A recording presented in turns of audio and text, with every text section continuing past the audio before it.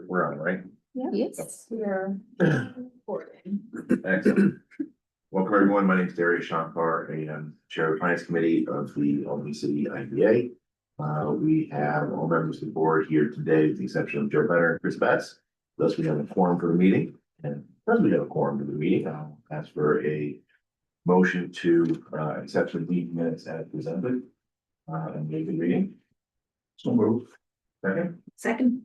Is there any additions, corrections, deletions? All those in favor? Aye.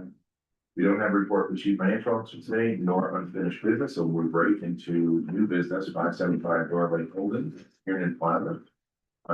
In production and discussion. Thank you, Chair.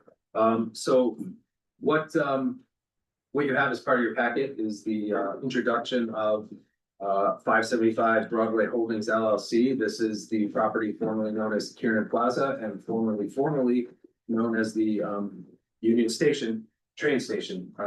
What the applicant is looking to do is to convert the portion of the property into 50 apartment units and repurpose roughly 25,000 square feet of commercial space with tenants including a data center and a virtual reality experience operator. So with that being said, I wanted to turn the floor over to the applicants to talk a little bit more in depth about the project. Good afternoon, everyone. But here, that's okay, if I can see everybody's, who's in there? The low seat. Oh, I'll fall out of it. Is it a trick seat that I always fall out of? The mark. Oh, yeah. You got that one. He's already fallen today. So Jeff Buell's Redburn Development, I'm gonna set the tone, turn it over to John, and give you some background on globally what Redburn Development's looking to do in downtown Albany over the next year. To do that, I know there's some board members that weren't here when we first started, so with your indulgence, I'll step back a few years, tell you where we began. I'll do it quickly because I talk fast. So in 2018, we began redeveloping properties in downtown Albany. To date, you will include the warehouse district as part of downtown, fall on the same level playing. We've invested a couple $100 million in the city of Albany. It's equal more than 700 apartments and more than 20 commercial spaces. And it's been an adventure. I think a lot of what you'll hear from us over the course of the year has to do with what everybody likes to or has trademarked the COVID hangover. And so inside real estate, there's 3 R's that we're going to be looking at this year. One is redevelopment, one is refinancing, and one is repositioning. So the Kiernan project is a redevelopment. Obviously, it's been on everybody's mind for a number of years. Thanks, Andy, for saying formally Kiernan. I think we're going to call it Union Station, which is just such a much better name. No offense to Mr. Kiernan. Yeah, it's an exciting project that John will talk about in a minute. On the rest of the stuff that we're going to be doing, the main development we did first in Albany is part of the Ken Moore portfolio. It was an $80 million investment. Initially, that ended up being $5 million. And it's time for us to refinance and reposition that. So I think the refinance is pretty straightforward. Everybody knows what a refinance is. The repositioning is more interesting.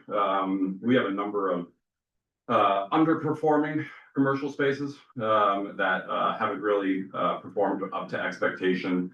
We could list them, but I don't think we need to. You know, some of them have $2 million of investment and we're never able to collect a single rent check. So when we say reposition, what we're actually going to do there is commit to converting underperforming commercial space into residential units. The residential market in Albany is incredibly strong. Liz can speak to that. She's involved in the day-to-day of the chaos of leasing apartments. Market continues to flourish, not without challenges. Obviously, you've all looked at your National Grid bill this month. It's can be fun.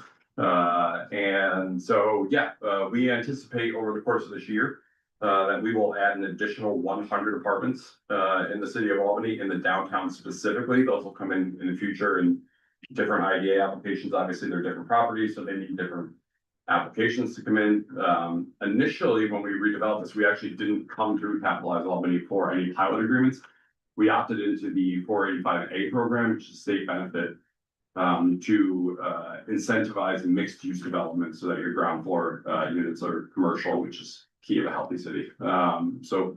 We're not uncommitting to that. All of our ground floor spaces will remain commercial and retail. When I say we're repositioning commercial spaces, I only mean on the upper floors. So i.e. office.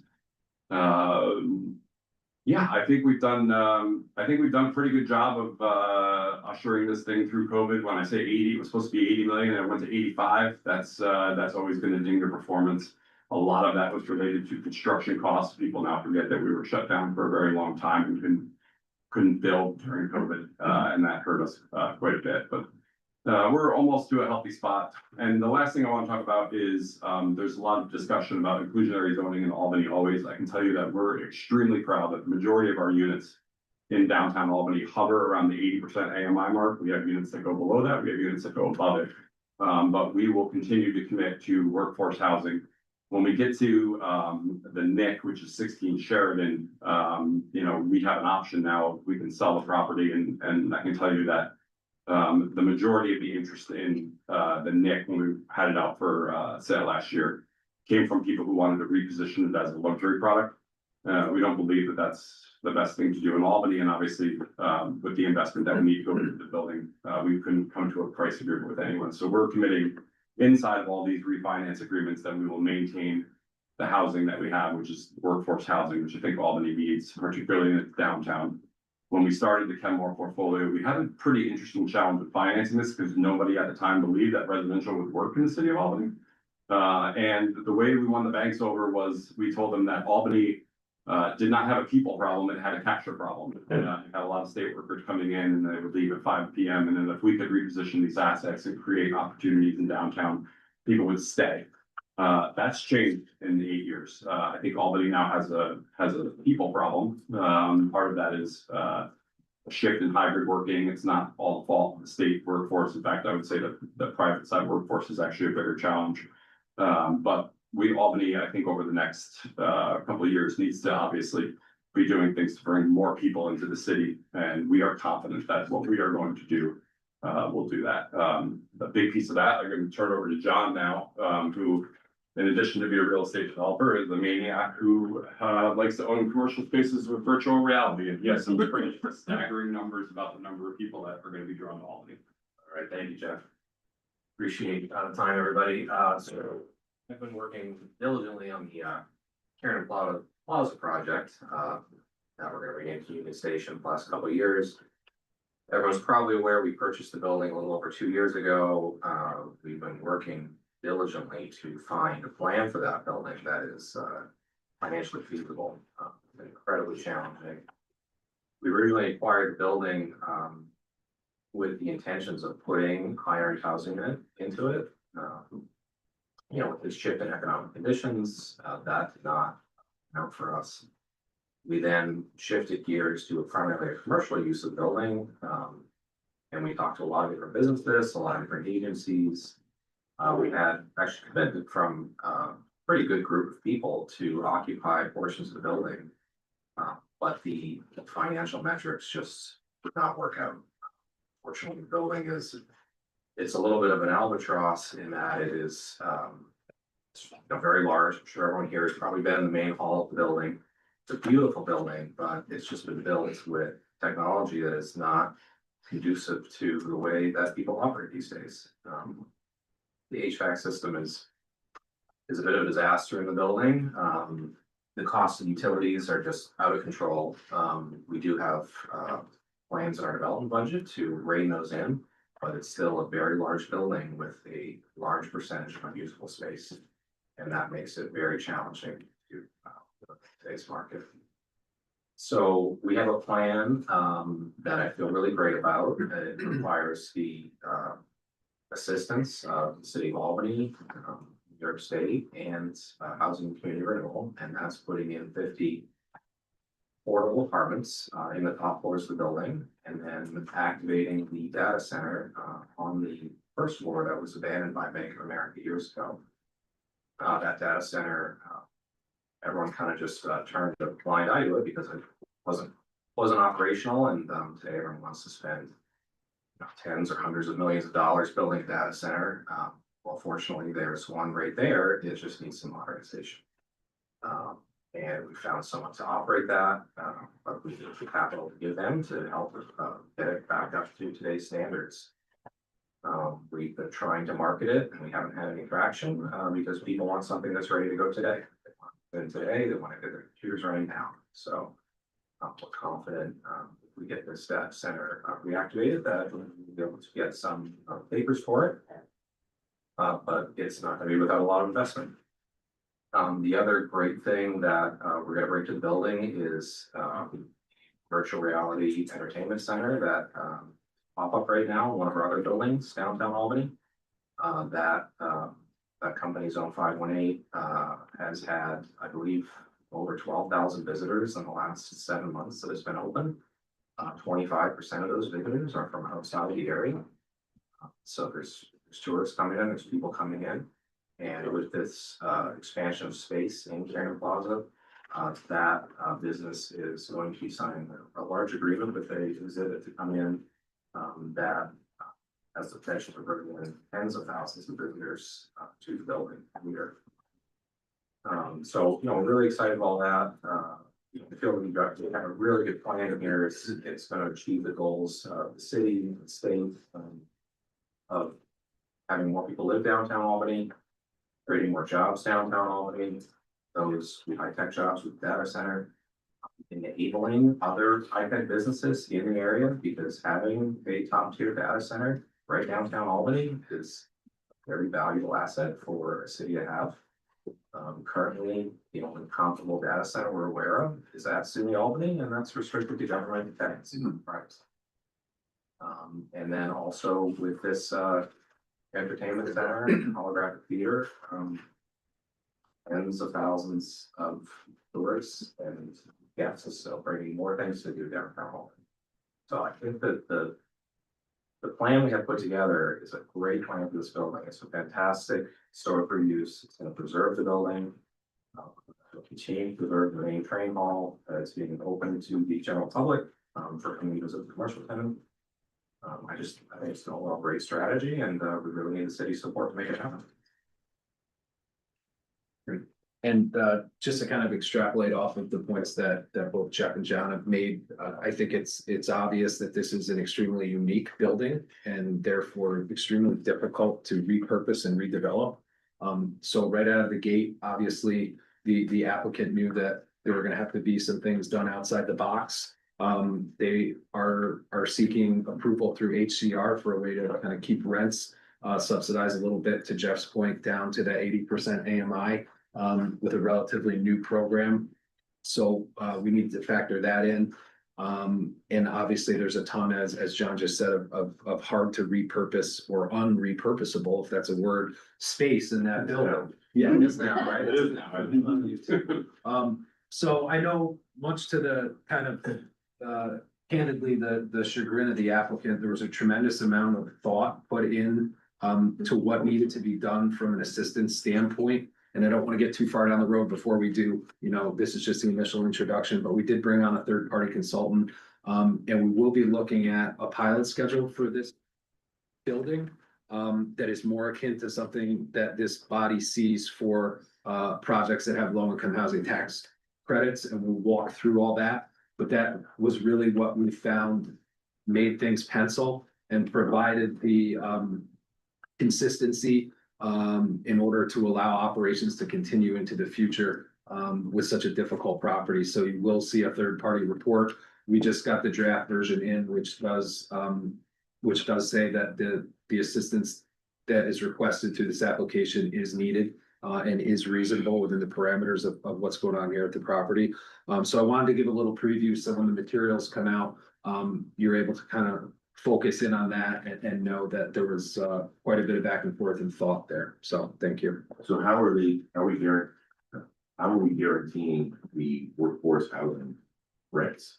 I'll let the applicant speak. It's my understanding that through the program, it's the small building loan participation program. It provides assistance for up to 50 units and up to 150,000 per unit at a very low interest rate loan. they will be monitoring those rents. I believe Say that now, is- now that we're. And it's a 30-year monitoring period, similar to what we see with the LIHTC for 9% tax credits. The only person I know in Albany that's used the program is Patrick Chu Yes. on Clinton Avenue. You haven't. We have. Okay. We're hopeful to see this program utilized more, as you can see what it's enabling to be redeveloped because of that low interest rate loan that HCR provides. And the inclusionary zoning rules don't, as they currently stand, are not an impediment. No, because of the relatively small nature of the building, and we're already at 80%, so we just dig down a little bit. Between the HDR resources and the Empire State Development Resources Act, that they're looking at too, those supplements, so. Great way. And we are looking at here, according to the pilot schedule, essentially $5.2 million of pilot payments over the course of the pilot versus $5.8 million in taxes that would otherwise be charged, assuming that the building didn't fall apart and Yes, fall into disuse, disrepair, and yeah, on itself. Yeah. Okay. Yeah. Right. Anybody have any other questions or anything? You else want to discuss on this one? Just curiosity, the data center, if that is put in place, what kind of numbers of workers would actually be? it's a general question, we're sure. Yeah, so, there's a couple ways to look at that. Part of it is on the maintenance, side of things. Which to be provider for the maintenance, since we're already doing a lot of stuff downtown Albany, but there are a lot of special skills needed for that.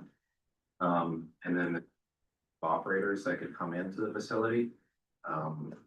It would be, I would put the job creation more at companies putting their equipment in that data center. That's Or maybe companies. That's why I'm asking. Yeah, they want to be local, they want to be close. I mean, if you can put your equipment anywhere, you're probably gonna put it in one of these mega data centers in Texas or Arizona or somewhere like that. So the customers are people that need to be able to put their hands on the equipment locally. And right now there are solutions for that, but they're not at the tier or the level that this facility would be able to provide. So I think, we're gonna see the job creation for that, aside from a couple, data center engineers really come from enabling local companies and local businesses to have access to a top tier facility. Will really almost be an amenity for downtown in attracting the businesses to come here. Anybody else? All right, Thank you. you. On to next. 16 Sheridan. Project introduction. Gotcha. Sure. Thank you, Chair. 16 Sheridan Ave, also known as the NIC, is a mixed-use building that currently houses 132 apartments in a retail space that consists of the yard, hatchet house, axe throwing. Just as a little bit of a rewind, this project received assistance in the form of sales and mortgage recording tax exemptions from this body back in, I believe, 2018. That assistance is obviously since sunset.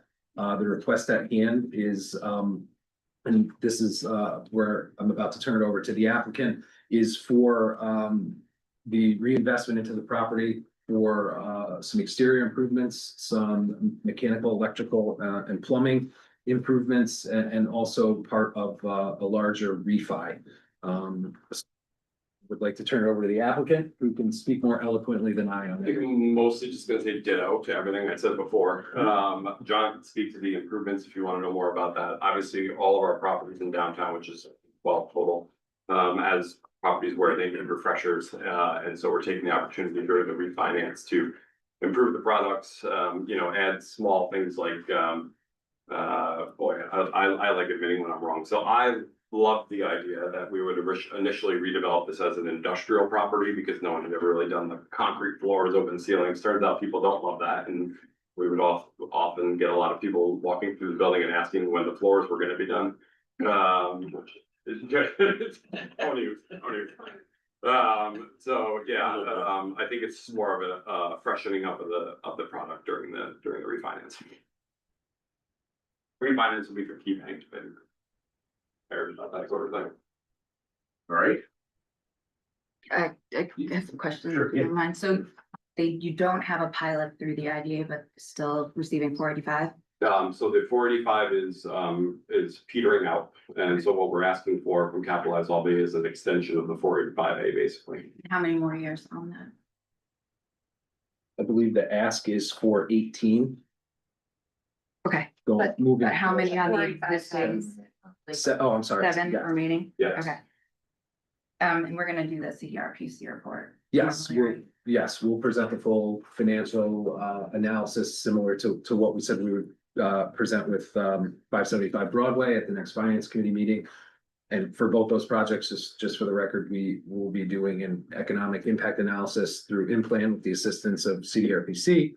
And we'll be doing our full cost benefit analysis that we typically do for any project requesting a pilot. So we'll have all those details out to the committee and the board members. Any of the proprietary financial information will be sent confidentially and would, per New York State laws, be discussed in an executive session that we would verbalize appropriately at the time. Correct. The changes to the property aren't adding value to the property according to the assessor. That's correct. Yeah, so the changes to the property, is going to be a refresh of the paint on the exterior of the property. And the major investment will be in the HVAC system for the building. The HVAC system, has just been plagued with issues on this property, and we all know utility challenges that are out there. We really need to get that system stabilized. So that's what the majority of the investment. I'm seeing the proposal here to essentially turn a $5.3 million tax liability into a $2.5 million tax liability through pilot payments, which make tax / pilot payments. Yeah, over the course of the not going backwards on the annual payments from the current payment. And it's, sorry, the job creation is just construction, no permanent jobs? Yeah, there will be. Okay, and it's 10 for construction? Yeah, I mean, it's the HVAC system's gonna be substantial.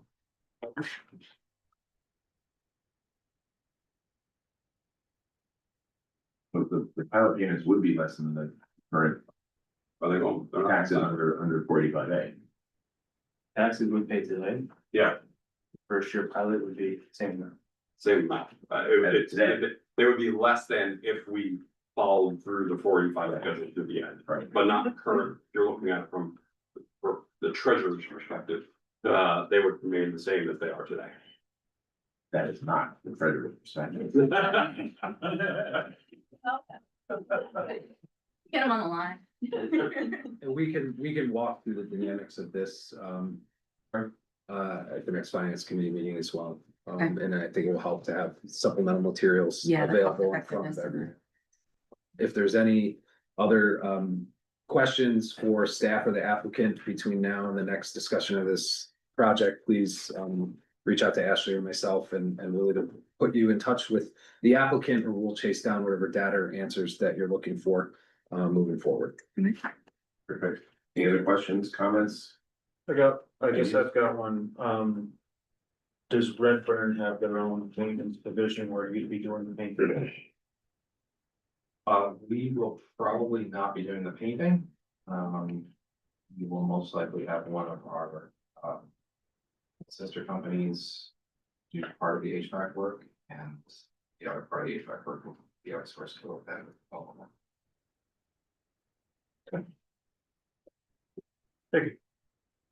Anything else? Thanks for coming in. Thank you. Thank you. Have a great time. Too. Move on to other business.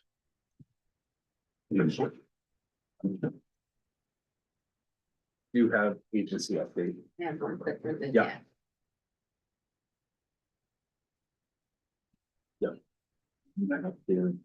Yeah. Thank you. Thanks. You do. Right.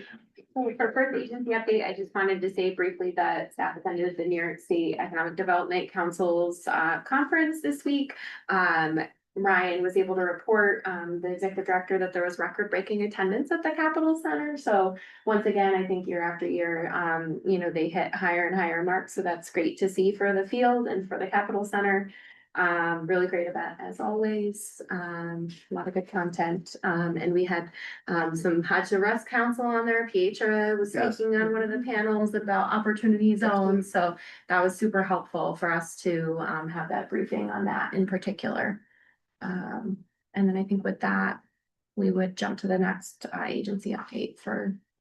Yes, so I think for the next update, we would like to request to enter into an executive session to discuss litigation, potential litigation strategy against a particular individual or entity. Great, is there a motion? Or executive session? So. Second, Second. in favor?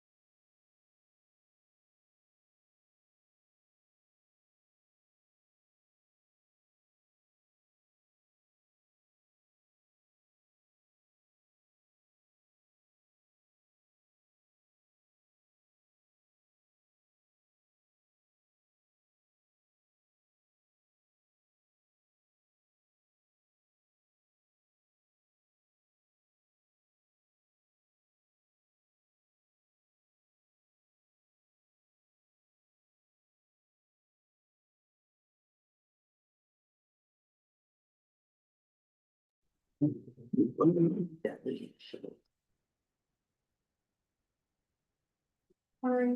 we're back in. All right. So we are back, no action was taken.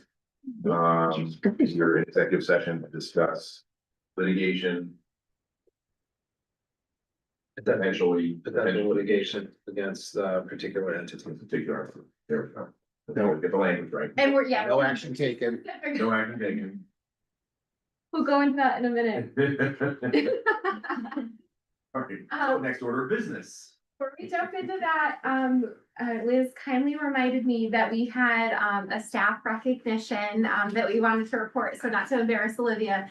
But Olivia was recently nominated and received the city and state's 40 under 40 recognition, and she just did her interview this week. So we wanted to congratulate Olivia. Congratulations. Congratulations. The big boast there is the under 40. Yeah, they're 30. You got a few months left to make the 60 under 60.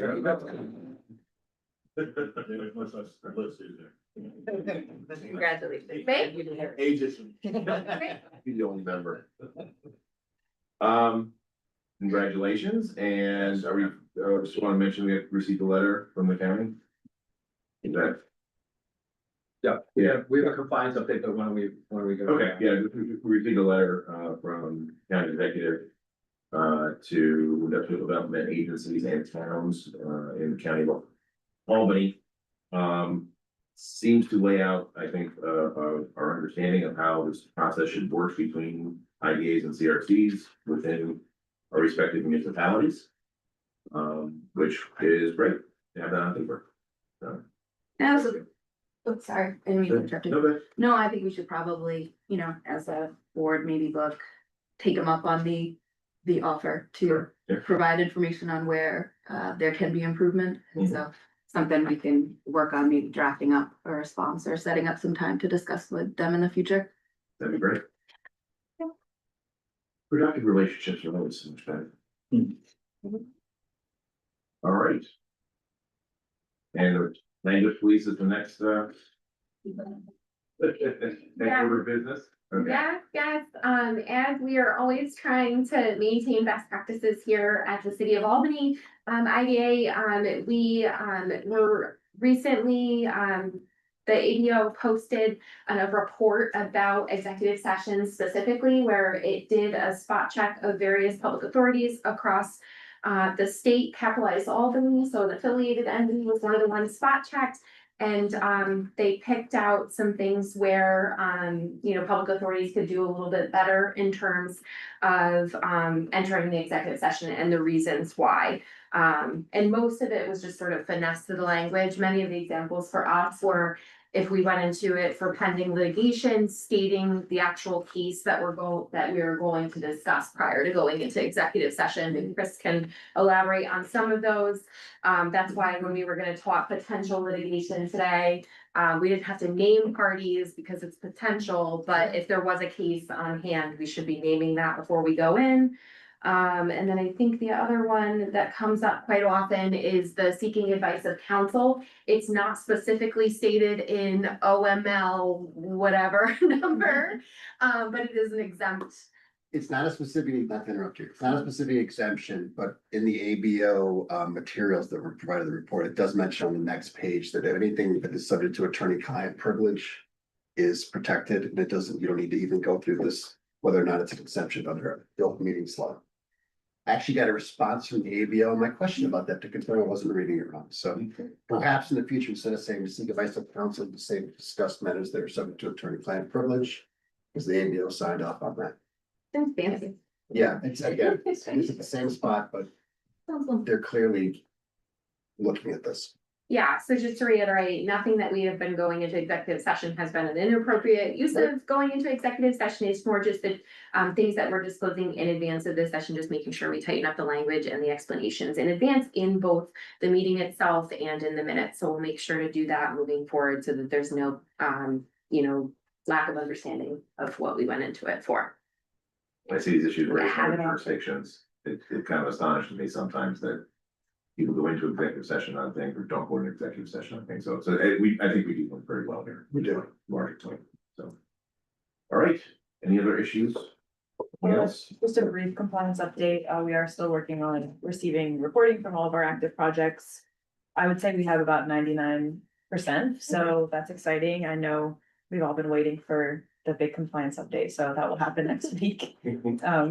So be here. Now you I won't. will. Yeah, I'm right. You're wondering. It's a little late. Motion to adjourn. Or second. All in favor? I